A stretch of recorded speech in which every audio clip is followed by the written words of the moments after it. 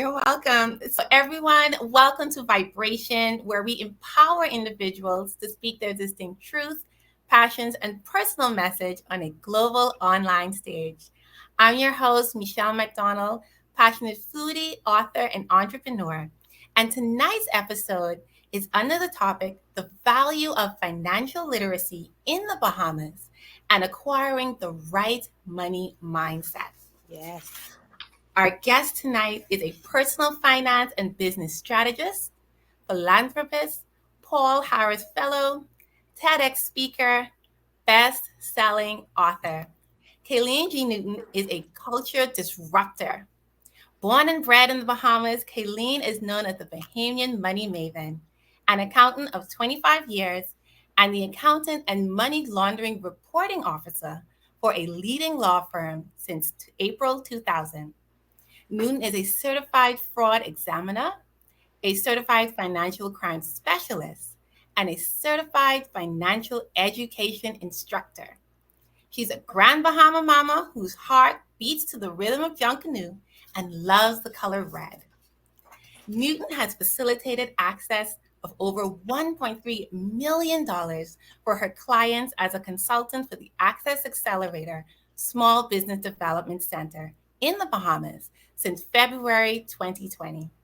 To date, the Bahamian Money Maven has also influenced and impacted thousands of individuals nationally and globally through her brand Live Life Free, with her live and virtual training events since October 2018. Beyond her education and decades of expertise, Newton was able to ditch over $100,000 of consumer debt by implementing supercharged simple strategies to move from broke and broken to blazing from her mindset and money, which she now teaches others through her signature process, the Boss Blueprint. What some of you may not know about Caline is that 1996 was an unrecognizable year. October 17th, literally in an instant, 5 days after turning 21, a day that 24 hours turned into a nightmare that took her paralyzed, unable to walk. And after almost 3 months, she miraculously began to walk. As a result of her absolutely willing to disrupt, dream, and deliberately will her steps, she is the founder of Live Life Free, a mindset and money mastery movement that absolutely, unrecognizably empowers women and children fearlessly through financial literacy to ultimately achieve unrecognizable financial legacy. Kayleen is an unstoppable, unrecognizable, bold, blazing, and mind blowing miracle whose personal story of overcoming paralysis at the age of 21 magnetically draws others to her as they become their own unrecognizable miracle. Her guiding quote is, "We cannot create abundance by residing in the consciousness of the poverty of our minds," by Martin Luther King Jr. Her guiding scripture is, "Be still and know that I am God. I will be exalted among the nations. I will be exalted in the earth." Psalms 46, verse 10. Yes. Kaylin, welcome to the stage tonight. Thank you so much for having me, Michelle. It's an honor to be with you and your audience this evening. Thank you so much. And we are excited to have you here. This is such an important topic, something that we don't think about often. We don't take as heavily as we should. And so I can't wait to get into everything that we're going to talk about. Kayleen, as the Bahamian money maven, you continue to empower many through financial literacy. Tell us about the inspiration behind your business, Live Life Free, and the difference of perspective it brings to the value of financial literacy. So, Live Life Free was born because I needed to live life free. And Hello. so it didn't, it started with me.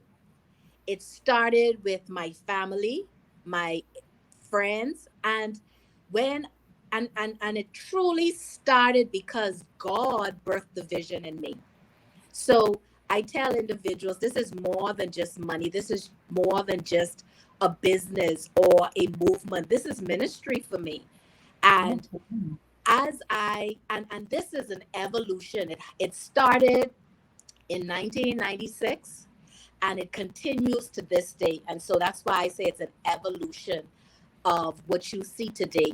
But the important thing was that I got from this entire mission that God said to me was it's an indictment on me to not share and serve others with the knowledge that I gained through the process or through my journey from being broken to actually being blazing and bold when it came to my mindset and my money. And so that is the fullness of the inspiration behind Live Life Free. Number one, I made an intentional decision to live life free.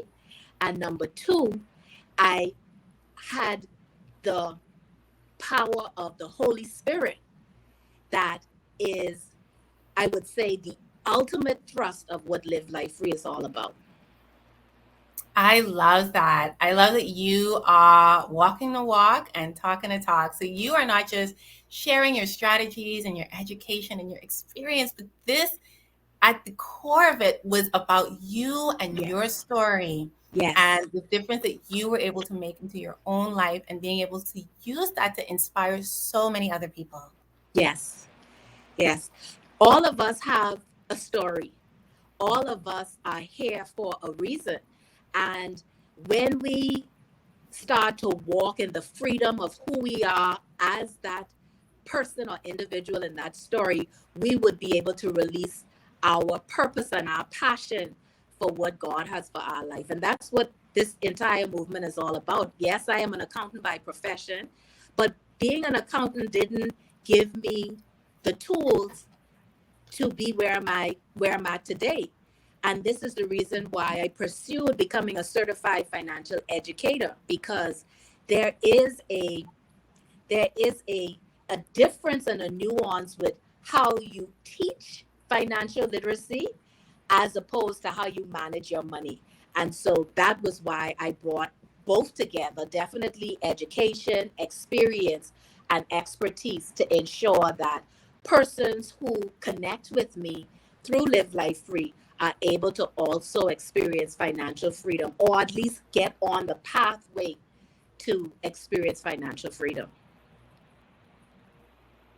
Thank you so much for that, Caline. And I love it. You are going beyond everything that you know and understanding that this is a deeper calling for you, something Yes. that you responded to and you knew that you were making a difference through financial literacy.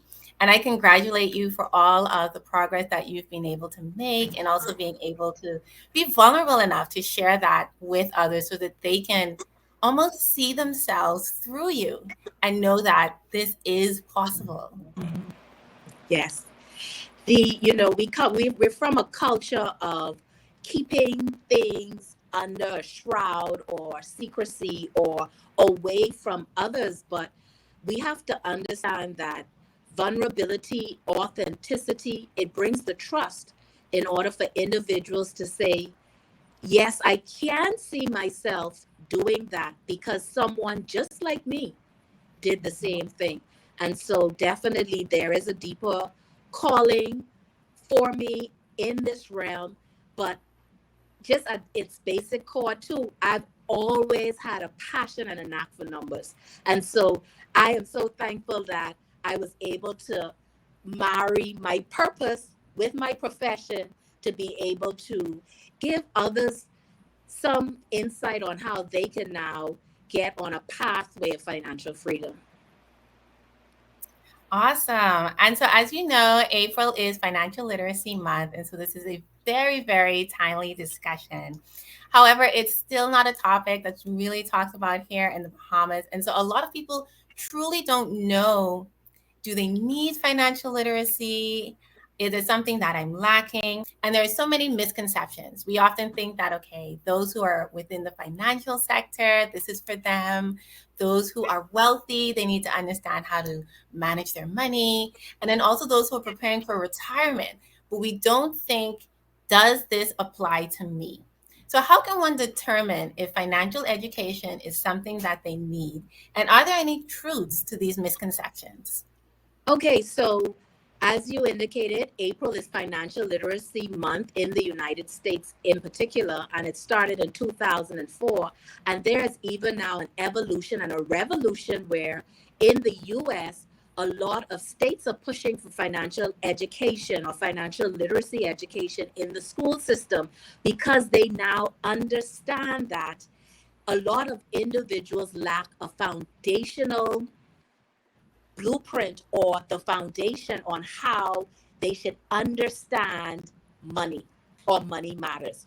So, just like how you have literacy, understanding how to read, how to write, those are basics that start at the age of 3. You also need financial literacy starting at that age. And to show you how the myths are, there are so many myths around financial literacy. Studies have been done, and one in particular by the University of Cambridge shows that by the time a child is 10 years old, 80% of all their understanding or their emotion around money has already been developed. And here's the thing, whether it's taught or not, they absorb from their environment, from their experiences, from their peers, just through conversation, just from seeing things. They observe these things. And this is the reason why we need to have a structured framework that is consistent so that it can take away all of the conflict or the misunderstanding or the type of or the way that children view finances. Because what I've seen now with adults, adults become who they were from a child. So whatever their experiences have been, whatever they've absorbed, whatever they have observed, they take that into their adulthood. And this is the reason why it's a myth. You need to teach so that you at least have the basic skills or the basic knowledge. And what financial literacy is understanding what to do with the resources you have. And Ah, so it's not just teaching you about making money. No, it is understanding I have resources, I they have value, but how can I maximize what I have in order to accomplish what I want? yes. And so it's more to financial literacy than just teaching someone how to save. When it comes to saving, you're teaching them how to be intentional with saving so that it can align with your goals so that you can meet your goals. So you see, it takes it a step further so that you could understand, because you have individuals who know how to save and still are financially illiterate. They know not what to do with it. So you Mm-hmm. could have all the resources in the world, but if you don't know how to manage, multiply, and maximize what you have, then it makes no difference what you have. Yes, and that's a very, very good point because we often feel as though we don't have enough to get started. It's if I have the emergency fund, it's if I save $5,000, it's if I meet that goal of, okay, I've saved a year's worth of salary, then I can invest in financial literacy instead of understanding that we need to understand and value this information now, Yes, implement it now. yeah, because you want to be able to, as I said, I use that word maximize, because before you can multiply, you need to maximize what you have. You need to understand, how can I make the most out of what I have? And then at the same time, then you would be able to say, okay, in order to multiply, and that's where the invest, and you move from savings to investment to creating wealth. So you have to understand the entire picture.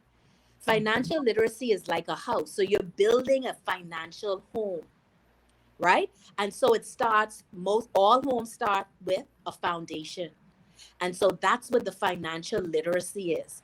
And then you have four walls. And so this is where you now have to take the principles of financial literacy, like earning, saving, spending, investing, and protecting, to create what you need from that point of view. Okay, I want to multiply my money. And then you put a roof over, which is protecting all of the assets. But in order to understand that, you need to make sure you have a firm foundation.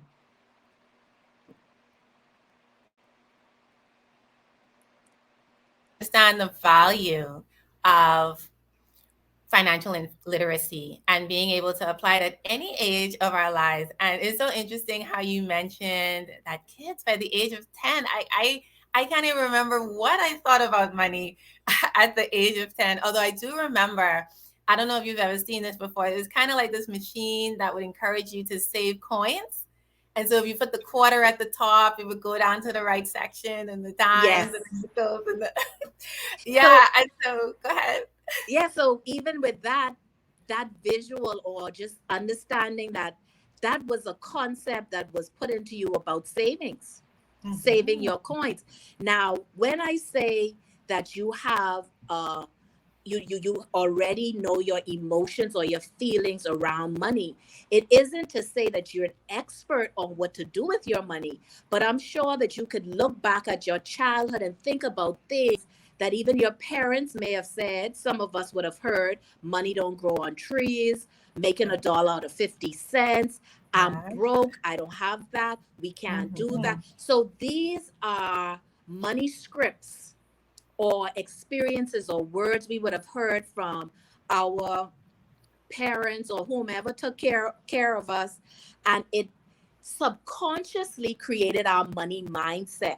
So whether you specifically can remember distinctively what you know about money at the age of 10, at least just your experiences or your environment would have already created some kind of emotion around how money feels or what it is to you. And you've carried that through to adulthood. Oh, yes. That is such an interesting way to think about it. And you're correct. If we were all to just kind of think back to things that we've said, things that we've done, even something as simple as like the piggy bank, right? I do that with my nephew. I'd be like, okay, here's the piggy bank.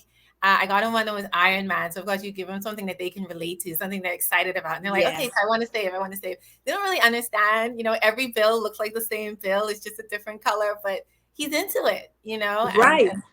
so I hope that something like that is able to bring a positive light onto money and savings. But he's not thinking about that right now.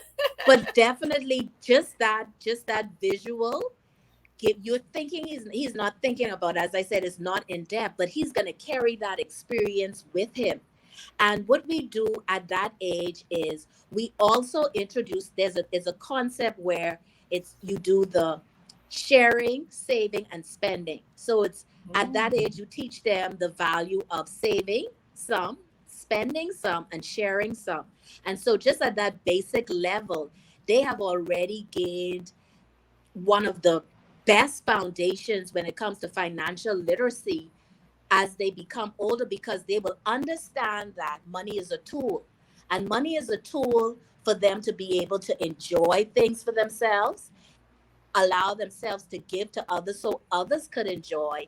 And then the spending is, there are just certain things that you have to pay for, like housing or food or transportation, that Mhm. you can move away from. So when you start at that age, and you have to make it fun, obviously. So definitely the visual of a character that they love, and they connect that now to saving, and it'll cause them to continue doing that as they get older. So there are things that you can introduce to them at that age that allows them to understand the concept, not to the point that you think, but I can guarantee you they take it into adulthood. For me, I've always had a piggy bank.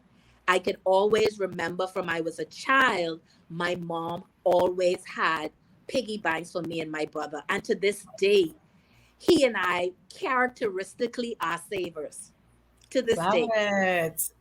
And so you would be surprised to know, but if you sit and ponder and think about it, you would say, that's why I do what I do today, because it's Mm-hmm. connected to that. If you grew up in a household where you didn't talk about money at all, at this stage, if you weren't exposed to any other experience, you would be very hush and cautious and quiet about speaking about any issues with your finances, even if you need help. Yes. If you grew up in a household where there was tension and you could tell when things were not good financially, you would have either your angry parent or parents, or there would be fights and feuds between husband and wife, or whatever your dynamic was in the house. You would now be able to experience that or understand you don't want it as an adult, or you find Mhm. yourself repeating that cycle. So a lot of things we don't connect, but when we do sit and say, you know what, I want different, this doesn't feel good, and we start to correlate, well, where did it come from? Because it comes from somewhere. Then we are now able to identify what steps we need to do to move forward and move forward in a positive manner when it comes to our finances. And I love that you brought in the psychology of it because there is such a thing as money mindset. And honestly, it wasn't something that I was familiar with until my adulthood. And when I was able to grasp what exactly it means, it helped me to understand my own view of what money is and how I interact with it. But more importantly, even the relationship that I Yes. have with it. Can you speak to what exactly that is and how it impacts having a healthy relationship with money? Okay, so the scientific presentation of it is, yes, the psychology of money. What do you think about money? And just the more simple definition is, it's your belief around money. That's what your money mindset is. And what you believe, your beliefs create your behaviors. And Mm, so if you don't have a healthy relationship with your beliefs when it comes to money, because I can give you a very simple example, especially in a culture that talks about being a Christian nation, and people take out of context that biblical scripture that talks about money, and they say money is the root of all evil. mm, And so that is a psychology that a lot of people believe, that if you're rich, you cannot be a Christian, or you cannot be close to God or God fearing, because money is evil. It isn't money that's evil.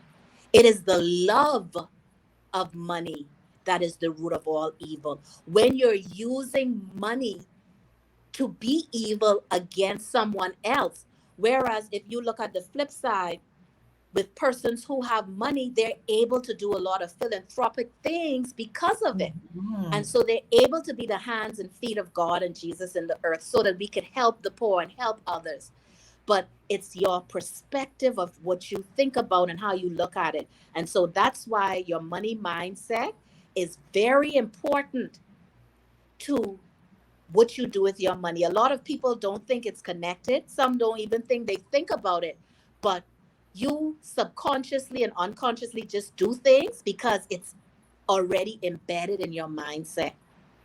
And so when you shift that thinking, when you shift what you believe money is for you, because money is personal, you will see that it will be a different behavior in your life.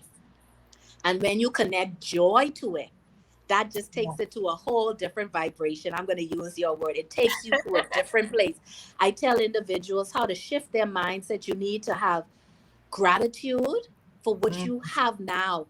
Because if you yes. can't embrace and steward what you have now, you will not be able to do it when you have more, or to even bring it into being if you don't have that. And so you have to, money is also energy. Yes. So, what kind of energy do you associate with dealing with your money? So, all of these things in combination is what your money mindset, or contributes to what your money mindset is. Thank you so much for that. I think that really gave us a beautiful overview of money mindset. And I think if we're all just to think about, how do I feel about investing, about saving, or even something like lending money or ASU, something that a lot of Bahamians are part of. They may think, okay, it's just something that I'm investing in and I'm going to get my money back. But if we kind of really dig deep and look at our past when it comes to the financial aspect, we can realize that there's so much more in regard to our mindset. But more importantly, that we can change it Yes. and link it to abundance, as you stated, gratitude, prosperity, Yes. and that it's something that we can have, and that's okay. Yes. Changing the script, changing the narrative Yes. on that. Yes. So I love that you touched on the youth and that we can do so much to instill them from such a young age. Can you let us know some of the other benefits of providing financial literacy to our children and to our teenagers? So the other benefits of financial literacy definitely, especially if it's taught in the school and from the point of view of in the home, it will create more healthy adults. From you will have more mind, your mind wellness. From that point of view, you will understand the dynamics when it comes to money. You can now take away the emotions of anxiety and shame and guilt, those negative connotations away from money if you interact with your children for them to understand more. Because I as I you know, teach children, I could remember some experience in this one particular exchange with a child where they could instantly tell when their mom had a bonus or got extra money Oh. because they said, oh, what they associated money to was happiness. And the unfortunate thing about it is he came from a poor household. So in the household, the environment was mostly sad. So Mm. he could always tell when mommy got a little more because she would be happy. She wouldn't be screaming at him or she wouldn't be fussing him or calling him Mm. names that were not kind. And that is unfortunate. And so if you're able to, as an adult, understand that your emotions also contribute to the experience or the money mindset of the children, you would also change the way you interact with your children and Yeah. talk to them so that they can have a better experience and feel around money and what money is. As I said, money is a tool. Money Mhm. should not equal to happiness, because what happens if you don't have money? Then you're unhappy. I'm Yeah. not saying, and I don't ever want to make it seem as there aren't individuals who are challenged, because yes, there are individuals who are challenged, more so than less. But I want you to also understand that there's a power to your perspective. When Mhm. you understand how powerful the way you think affects what you do, and it can change the way your life looks, then you will be very intentional Mm. about doing things different. I speak, as I said, from experience. I've been there where I felt the weight of debt on my shoulder, where I felt paralyzed, like I couldn't do anything because all I was doing was paying loans. And those loans didn't have any value because they were for things that didn't create more money or value for me. And so I speak passionately from that point of view because I lived it. And so when people say, oh, it cannot be done, it can be done. But Yes. you just have to be very determined to do things differently, to not do what you see other people do. Yes, and I think the key takeaway from what you're saying is intention. Intention with our kids, intention with the youth that we interact with, intention with ourselves. Being able to not just associate money, as you stated, as happiness, but it's a tool. It's something that we can enjoy, but it's also something that we can use to multiply. There's so Yes. many aspects to it, but it's overall very positive. And this Yes. is something that we can make a difference through doing. So, Kaylin, you already dropped quite a few gems for us to keep in mind. I love that. What are your top 4 tips for adults who are new to the concept of financial literacy and desire to be empowered? Wow. Okay. So, 4 quick tips. There's so many, but I'll give 4 quick tips, especially if you desire to be empowered. You must learn, seek knowledge, invest in knowledge, whether it's free or for fee. Because in information, applied information changes situations. And in order to have that, you need to get the knowledge to change your situation. So, number one, invest in knowledge, whether it's just free, reading books, blogs. We have social media, we have the internet, we have access to so much information. Tap into it.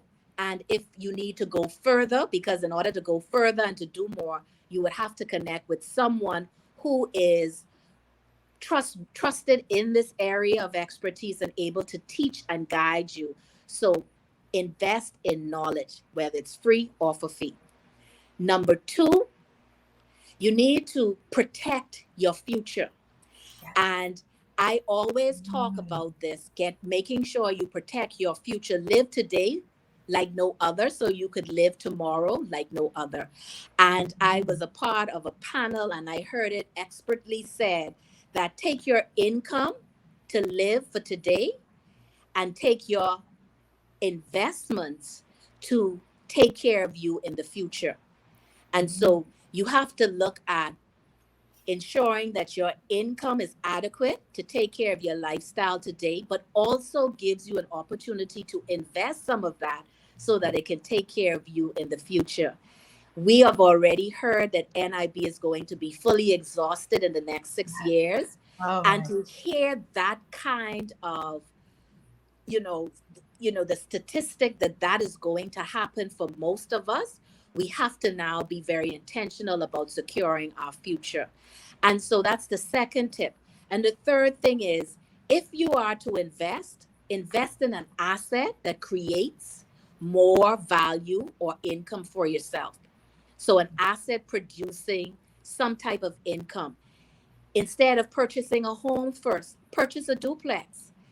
You Mm. now have that passive in that active income, sorry, coming in from rent. That's rental income.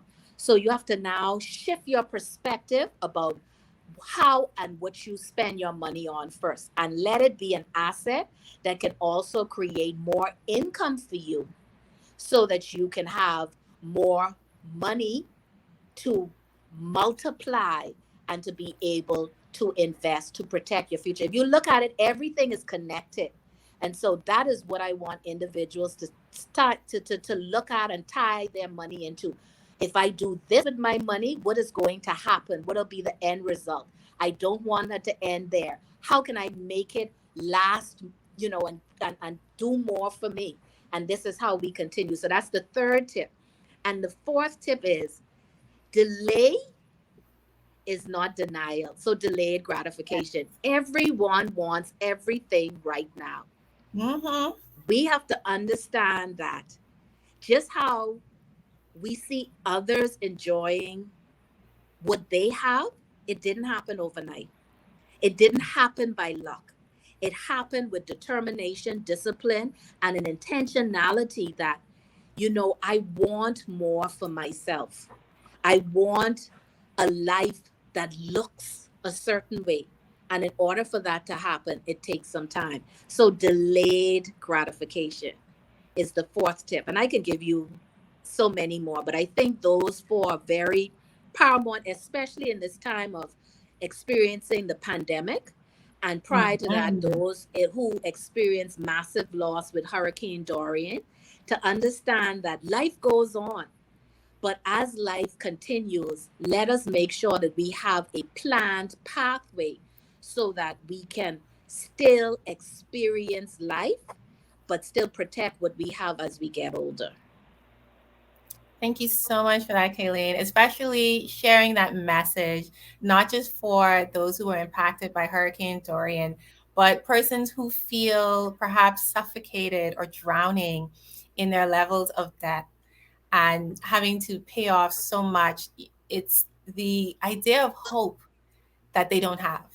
Yeah. And what you have just stated has being able to give them that, in them to understand that it's a process. Trust yourself, invest in financial literacy, put it into motion, believe, and know that it can really happen for you. Yeah. Yes. Yes, definitely, definitely. So, in seeking guidance on our financial growth journeys as adults, as professionals, and even for our youth, how can we connect with you to make this happen? So I have a website so everyone can connect with me, www.Caline It's my full name as spelled out on the screen.com. I'm also on social media, Facebook, Instagram, and LinkedIn. I am someone who I am the face behind the brand. So I am very intentional about connecting with anyone. You can inbox me, you can email me, subscribe to my website. I am someone who is so passionate about giving out as much information as possible so that individuals can see the hope, be the hope, just Yes. in their Mm-hmm. families, among their friends, because it can happen. We come Mm-hmm. from a culture of spenders. Yes. And what Live Life Free is all about is moving from being that consumer to becoming a producer so that you can increase your income to have impact.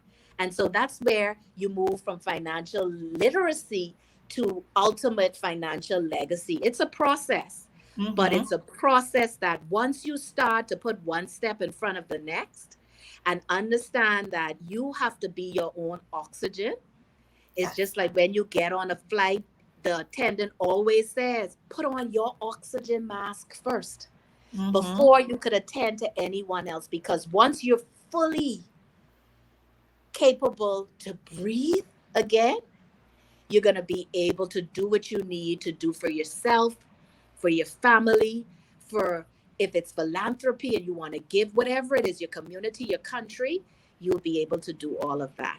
So they could connect to me by inboxing me, emailing me.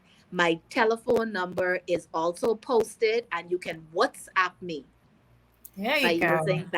using that telephone number. But I am open to anyone who wants to connect, who truly wants to change their life when it comes to financial matters. I really applaud you, Kayleen, for having that full level of accessibility. That is not something that you will find out there. You often just kind of feel like, you're constantly the student. There's this line, and so I like that you don't have that. It's very open door. Just having persons being able to have access to you, connect with you, speak with you, and just know that it's okay. And it's Yeah, something that allows them to fully share their stories, which of course helps to make a difference into the outcome that they want because yeah, they're being honest with themselves, they're being honest with you, and more importantly, about what they want to achieve at the end of the yeah. day.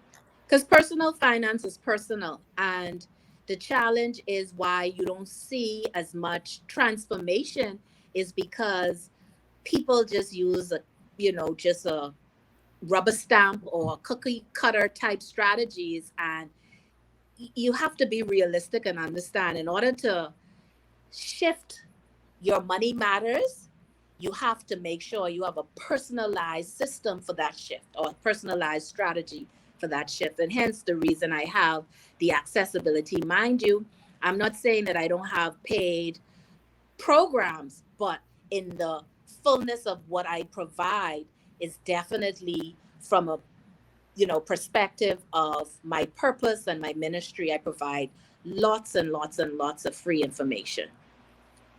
Thank you so much for that. We are absolutely grateful. And I just wanted to touch on something. When you mentioned that we come from a culture of spenders, I instantly thought of two things.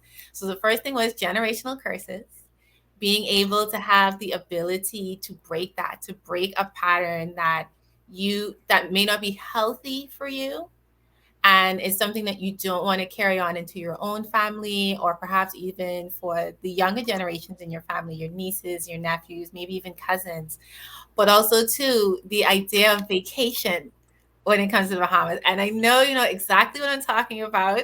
I have enough friends and family who go away, and the whole point of it is we want to go away and we want to spend.